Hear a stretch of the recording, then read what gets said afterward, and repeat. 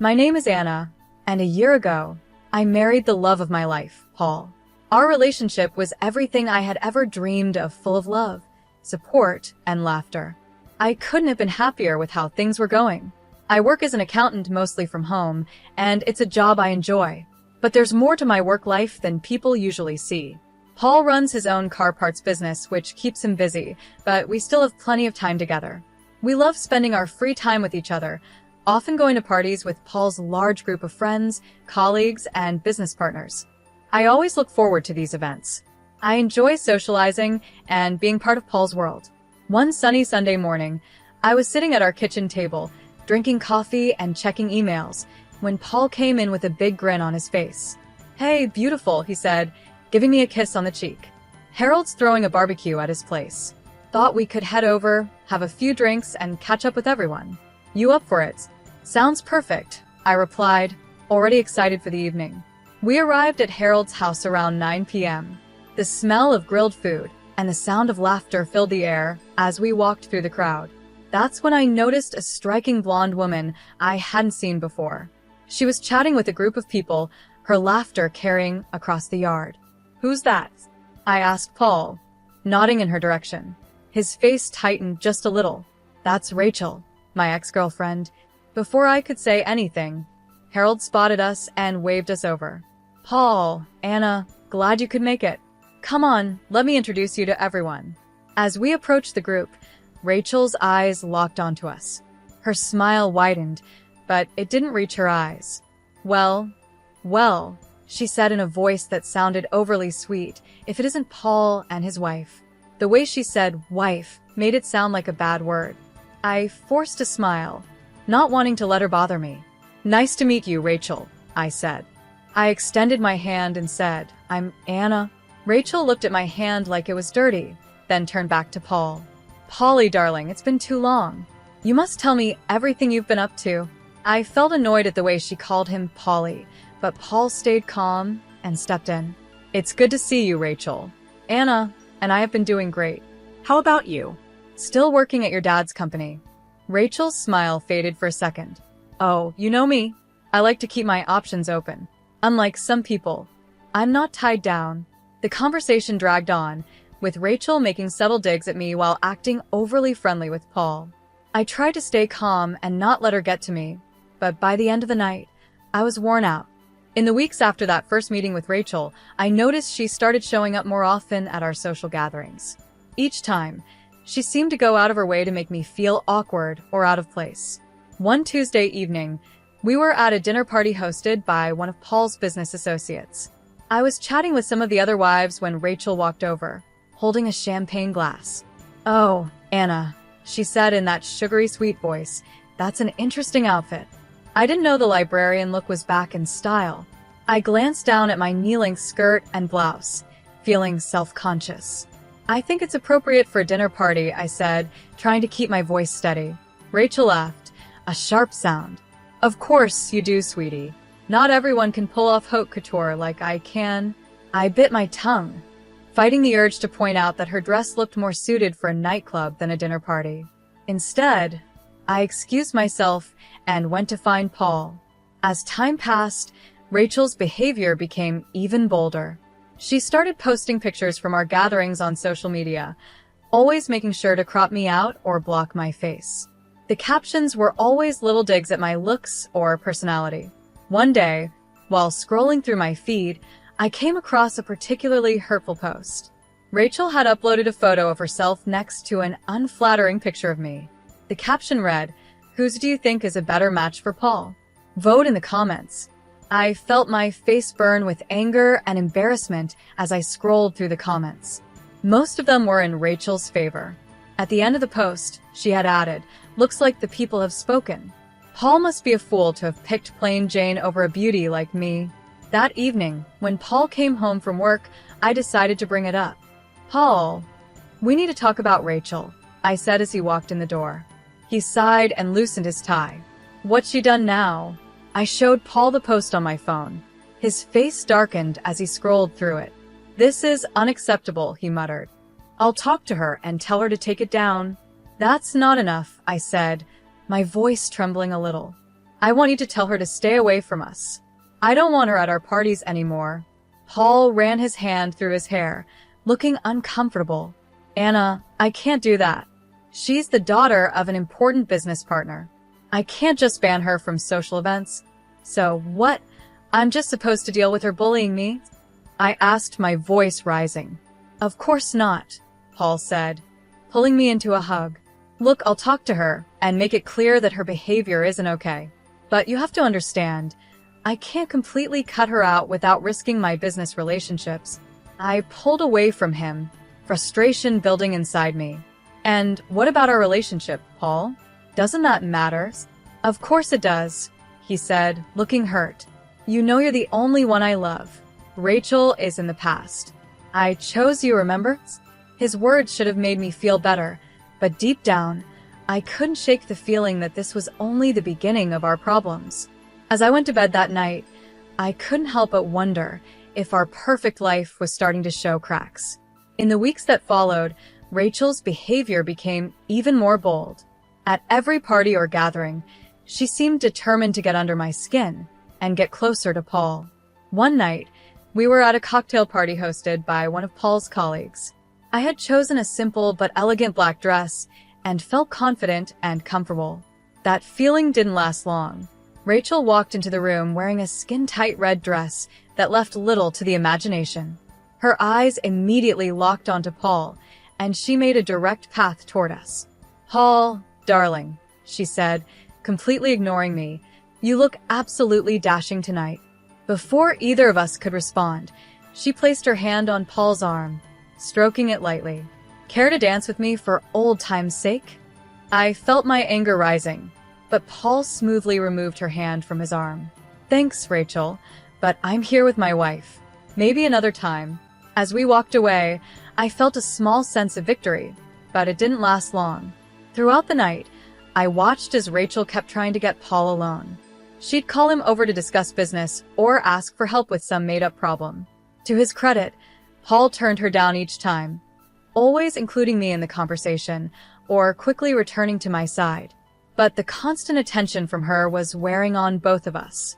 In the next few weeks, things didn't get better. Rachel's attempts to come between Paul and me became even more frequent and obvious. She would leave flirty comments on Paul's social media, always reminding everyone of their past together. At parties, she would talk loudly about their old memories, making sure to leave me out of the conversation. But it all came to a boiling point at our friend Scott's birthday party. Rachel showed up late, wearing a dress more suited for a red carpet event than a backyard barbecue. As she walked in, she made eye contact with me and smirked. "Oh, Anna," she called out, her voice full of fake concern. "Poor thing, didn't you get the memo? This isn't a library book club meeting." Laughter spread through the crowd, and I felt my face turn red with embarrassment. Paul, who had been talking to some colleagues, quickly came over to stand next to me. "That's enough, Rachel," he said, his voice low and angry. "You need to stop this childish behavior." Rachel's eyes widened, pretending to be surprised. "Why, Paul? I'm just trying to help. Someone has to teach your little wife how to dress for these events." Before Paul could respond, I suddenly felt something cold and wet soaking through my clothes. I looked down in shock and saw red wine spreading across the front of my dress. Rachel stood in front of me, an empty glass in her hand, her face showing fake regret. "Oh no," she gasped, "how clumsy of me." Although, to be honest, that stain is an improvement on that dreadful outfit. The party went quiet, with everyone staring at us. I stood there, wine dripping from my dress, feeling humiliated and furious. But as I looked at Rachel's smug face, something inside me snapped. "You know what, Rachel?" I said, my voice calm and steady. "I'd rather wear this stained dress than spend another minute pretending to be civil with you. Your behavior is pathetic and embarrassing. If you'll excuse me, my husband and I are leaving." I turned to Paul, who was looking at Rachel with a mix of shock and disgust. "Let's go home," I said. As we walked toward the exit, I heard Rachel's shrill voice behind us. "Paul, darling, don't go. Stay, and I'll take good care of you." Paul didn't even turn around. He put his arm around me and said loudly enough for everyone to hear, The only person I want taking care of me is my wife. Goodbye, Rachel. As we drove home in silence, I couldn't shake the feeling that a line had been crossed. Rachel had shown her true colors, and there was no going back after this. One sunny morning, Paul came into our bedroom with a serious look on his face. Anna, I have to go on a business trip, Paul explained. It's important for the company. I'll be gone for about a week. I nodded, trying to ignore the small knot of unease in my stomach. Okay, when do you leave? Tomorrow morning, he replied. I'm sorry for the short notice. It came up suddenly. I forced a smile. It's fine, I understand. Your business is important. The next day, Paul left for his trip, and I found myself alone in our house. The week passed slowly. I kept myself busy with work to distract from the emptiness. On Tuesday evening, my phone rang. To my surprise, it was Rachel. Anna, darling. Her overly sweet voice came through the phone. I'm organizing a little get-together tonight, just a small group of 12. I'd love for you and Paul to come. I hesitated. Paul's out of town on business, actually. Oh, what a shame, Rachel said, but she didn't sound disappointed at all. But you should still come. It'll be a great chance for us to bury the hatchet and start fresh. What do you say? Every instinct told me to say no, but a part of me was curious. I'm not sure, I said, hesitating. Oh, come on, Rachel urged. It's at Malizia Taverna. You know the place, right? Very exclusive. It'll be fun, I promise. At the mention of Malizia Taverna, I couldn't help but smile a little. All right, I said, making a quick decision. I'll be there. What time? Wonderful, Rachel exclaimed. 9 o'clock, don't be late. At exactly 9 o'clock, I walked into Malizia Taverna. I saw a cheerful group of Paul's friends, 12 people, including Rachel sitting at a table. For a moment, I thought maybe everything would go well. But as I walked closer, my heart sank. There was no place set for me at the table. Rachel stood up, her eyes gleaming with malice. Oh, Anna, she said loudly, her voice filled with fake concern. I'm afraid there's been a misunderstanding. You see, we're full up here, no room for extras. She spun around, showing off her designer dress. This is a place for people who belong, Anna. Beautiful people, successful people. Maybe you should try the diner down the street. I hear they make a great hot dog. The table went silent. Everyone looked uncomfortable, but no one spoke up. I laughed, genuinely amused by Rachel's pathetic attempt to embarrass me. Then, I turned and called out, "Excuse me, could I speak to the restaurant manager, please?" The manager quickly approached our table, professional and polite. "Is there a problem here?" he asked, looking between Rachel and me. Before Rachel could say anything, I smiled at him. "No problem at all. I was just wondering if I could join this lovely group for dinner." The manager smiled kindly at me. "Of course, madam. Let me get you a comfortable chair right away." As he walked off to fetch the chair, Rachel's face twisted with rage. "Excuse me," she blurted out. "I booked this table for 12 people," Rachel said, her voice sharp. "She wasn't invited, and there's no room for her here." The manager returned with a plush chair, placing it at the table. "I apologize for the confusion," he said politely, "but Madam has the right to sit at any table she wishes. After all, she is the owner of Malizia Taverna." A collective gasp spread around the table. Rachel's mouth opened and closed like a fish out of water, while Paul's friends stared at me in disbelief. One of them, Scott, spoke up, "But Anna, I thought you were an accountant? That's how Paul introduced you to us." I smiled and shrugged modestly. "I am an accountant. I do the books for my restaurant. I've never been one to flaunt my wealth. I prefer to judge people by their character, not their bank account." Rachel's face turned a deep shade of red, a mix of embarrassment and anger. The mood at the table changed instantly. Paul's friends, who had stayed silent during Rachel's rude comments, now hurried to invite me to join them. "Anna, please sit with us. We'd love to hear more about your restaurant," one of them said. "I can't believe we never knew this about you." I raised a hand, smiling gently. "Thank you for the invitation, but I think I'll pass. I just wanted to stop by and say hello." I turned to the manager and added, "Please make sure my husband's friends are well taken care of. The bill is on me tonight." As I prepared to leave, I couldn't resist adding, "Oh, and Rachel, there's a lovely diner down the street. I hear they do a great hot dog. You might want to try it sometime." With that, I left the restaurant, leaving behind stunned silence and a very humiliated Rachel. When Paul returned from his business trip a few days later, I told him about the incident over dinner. "You should have seen her face, Paul," I said, laughing. "I don't think I've ever seen anyone turn that shade of red." Paul shook his head, chuckling. "I can't believe she thought she could embarrass you like that. You handled it perfectly, Anna." As we finished our meal, I felt a deep sense of satisfaction. Rachel's attempt to humiliate me had backfired in a spectacular way, and it had brought Paul and me even closer together. Weeks flew by after the incident at Malizia Taverna. Life settled into a comfortable rhythm, and Rachel's humiliation became a funny story Paul and I shared over dinner. One crisp morning, as I was checking my emails, I noticed something exciting: an invitation to participate in the prestigious Entrepreneur of the Year award program, specifically in the Successful Entrepreneurial Debut category. My heart raced as I read the details. This was a huge recognition of all the hard work and success I had achieved with the restaurant. Paul and I decided to attend the event together. On the night of the awards, we dressed in our best. Paul looked handsome in his tuxedo, and I chose a simple yet elegant gown that made me feel confident and strong. The venue was amazing, filled with the city's most successful and influential people.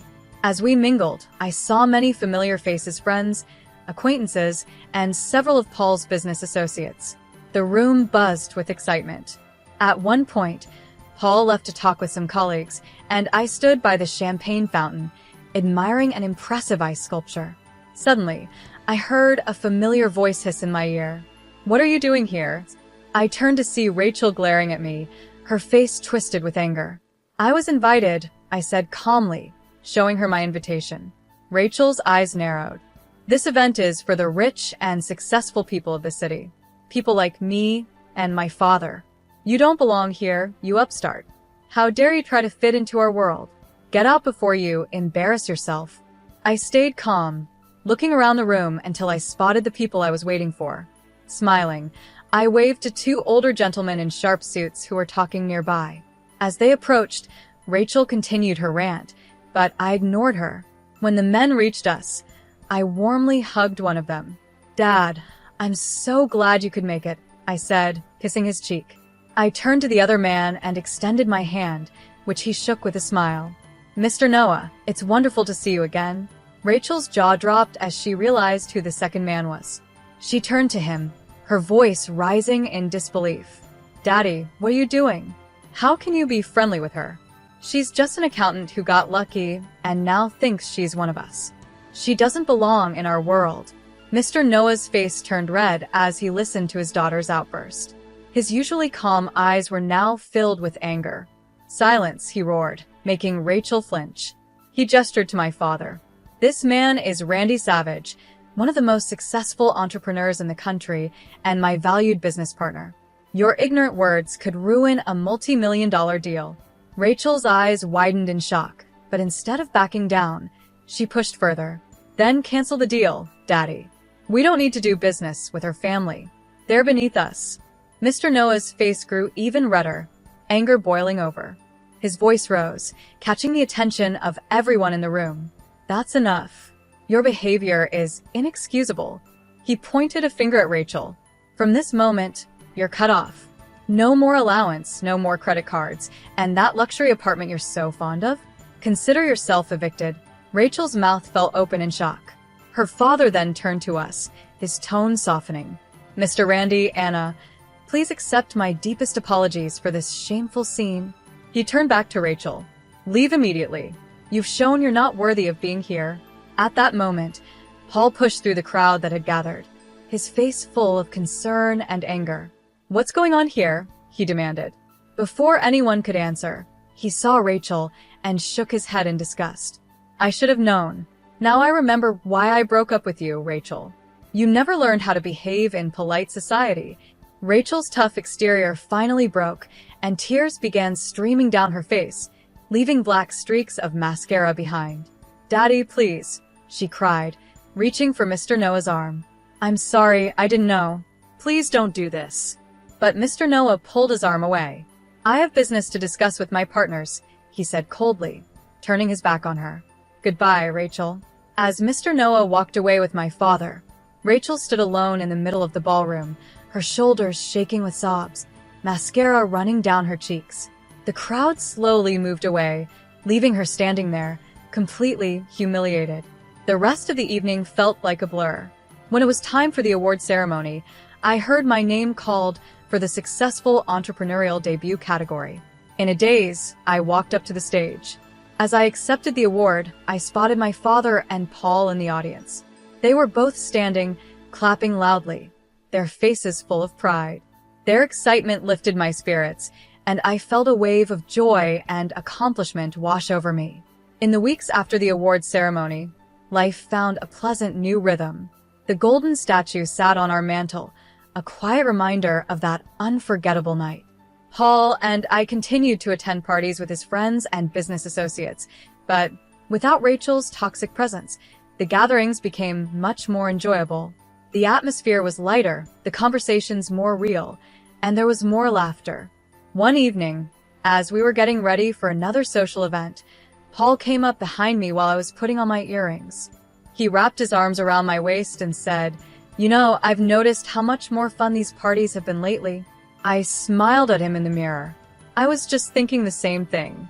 It's amazing how one person's absence can change everything. Paul nodded, looking thoughtful. Speaking of absence, have you heard anything about Rachel lately? I shook my head. Not really. She seems to have disappeared completely. Although I did overhear Scott talking to his wife at the last party. Apparently, there's a rumor that Mr. Noah sent Rachel to another state. Something about not wanting her to embarrass him or the family business anymore. Paul raised an eyebrow. Wow, that's pretty drastic, but I can't say I'm surprised after how she acted at the award ceremony. I turned to face him, adjusting his tie. It's a shame, really. She had all that privilege, but she never learned to appreciate it or use it wisely. As we drove to the party, I thought about how much my life had changed over the past year. From dealing with Rachel's drama to the unexpected recognition for my business, it had been a whirlwind of experiences. But through it all, my relationship with Paul had only gotten stronger. And as for Rachel, I honestly hoped she'd find her way eventually. Everyone deserves a chance to grow and become a better version of themselves. Maybe her fresh start in another state would be just what she needed. For now, though, I was happy to enjoy this moment dancing in my husband's arms, surrounded by friends, and feeling grateful for the life we had built together.